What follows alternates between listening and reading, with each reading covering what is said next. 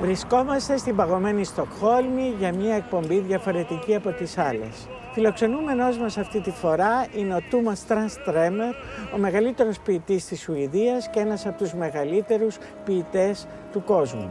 Βραβείο Νόμπελ Λογοτεχνίας 2011. Το 1990 ο Τράνστρεμερ είχε την ατυχία να υποστεί ένα εγκεφαλικό που του άφησε παράλυτη τη δεξιά πλευρά του σώματός του και του αφαίρεσε την ικανότητα ομιλίας. Παρ' όλα αυτά, ο Τράνστρεμερ με τη βοήθεια της γυναίκας του Μόνικα εξακολούθησε να γράφει ποίηματα, να έχει στενή επαφή με τον κόσμο, να πηγαίνει ταξίδια και να παίζει πιάνο με το αριστερό του χέρι, δίνοντας ένα μεγάλο και σπάνιο παράδειγμα αγώνα για τη ζωή.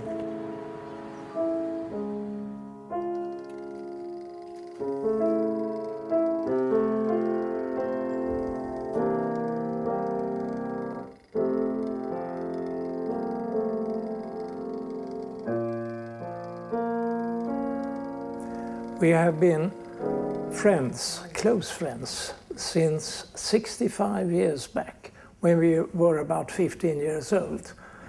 We belonged to a kind of small, precocious literary circle in Stockholm. This was at a golden age in the 50s, or end of the 40s even, when publishers hunted young talents in the schoolyards. Yes. They asked Tomas Transtro also, why don't you write a bit more? But he has always been very laconic, spare, and he said, wait, wait, wait. And while many of our friends in this circle really published when they were about 19 and 20, Tomas all the time rewrote his poetry. But when finally he came out with his 17 poems, his first book in 1954, he was only 23, but his friends thought, oh, he's now a bit old for starting so late, but this is now a classic in Swedish literature. Det är inte så bra där. Du säger ju själv, Tomas, tidigare att när du skriver en dikt så har det varit för att försöka göra någonting som är mycket mystiskt, att få det att bli tydligt för dig själv. Att försöka beskriva någonting som är mycket svårbeskrivligt. Och det har du gjort för att förtydliga den stora gåtan som du tycker att livet egentligen är.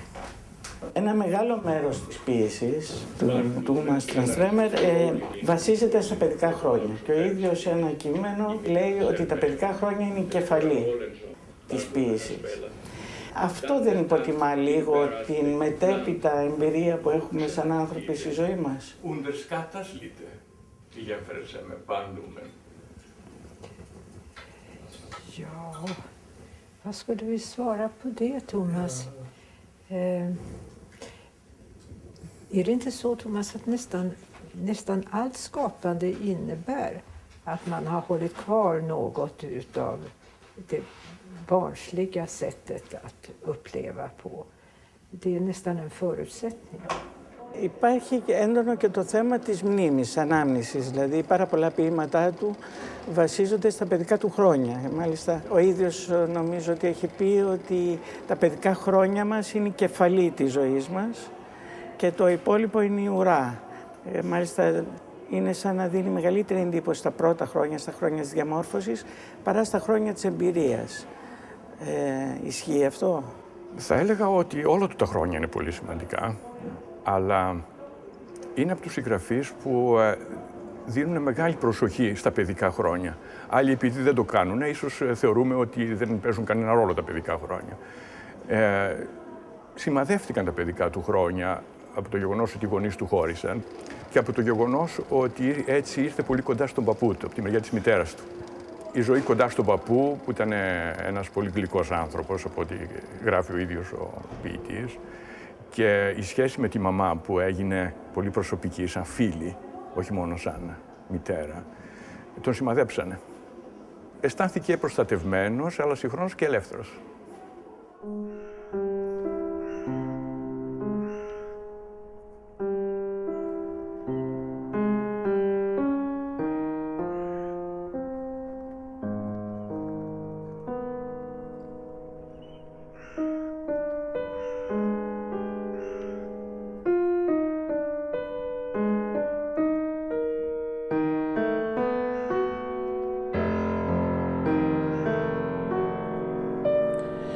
Περιπλανήθηκα πολύ στις παγωμένες εκτάσεις της Έστεριετλάντ.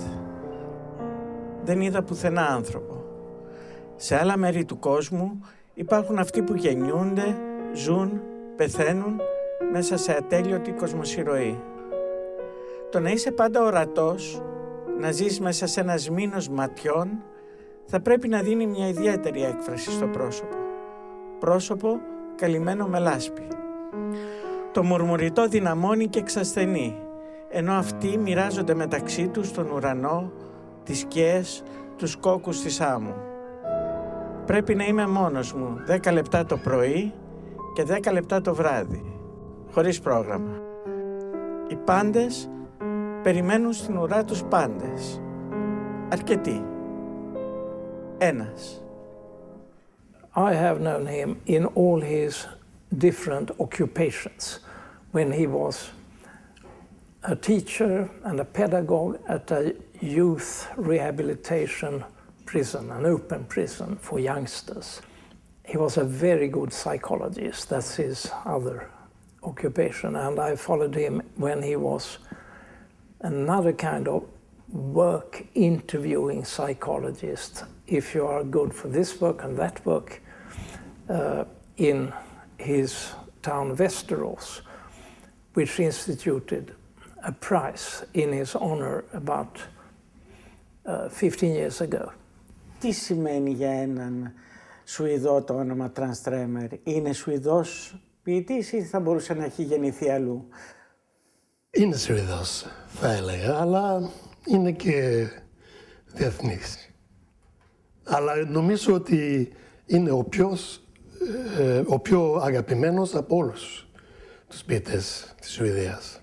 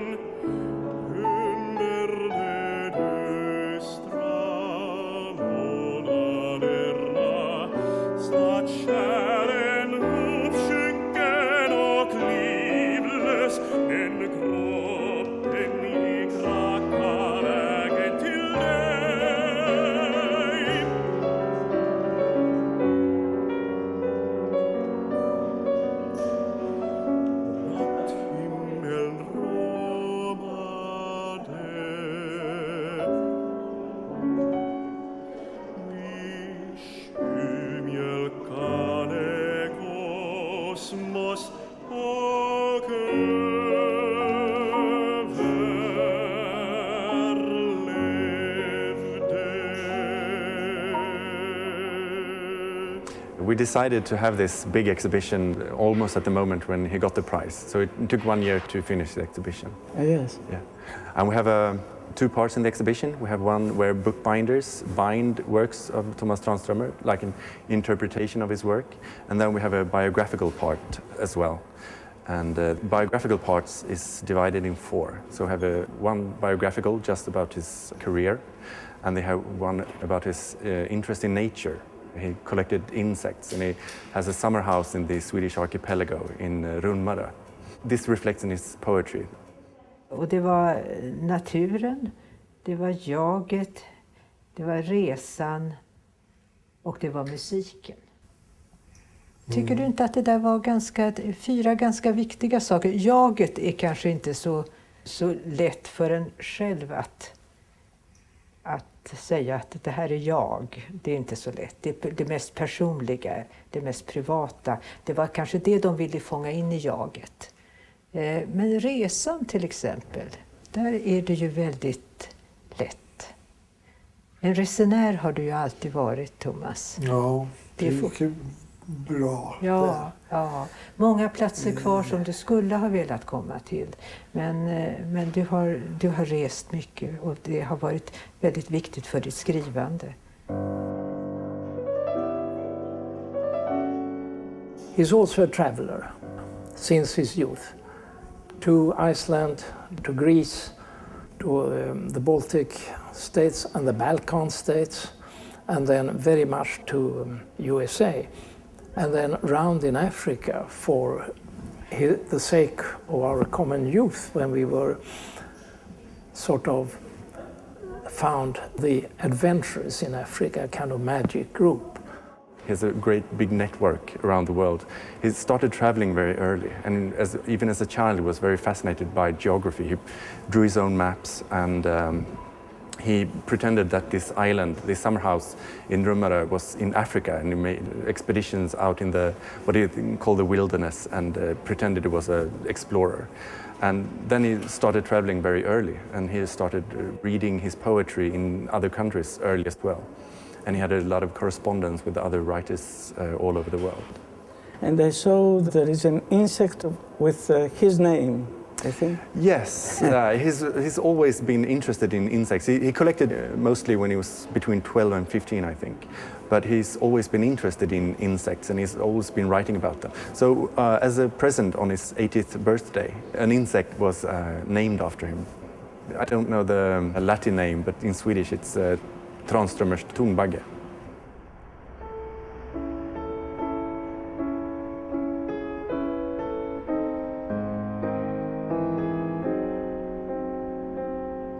Δεν υπάρχουν κενά εδώ γύρω.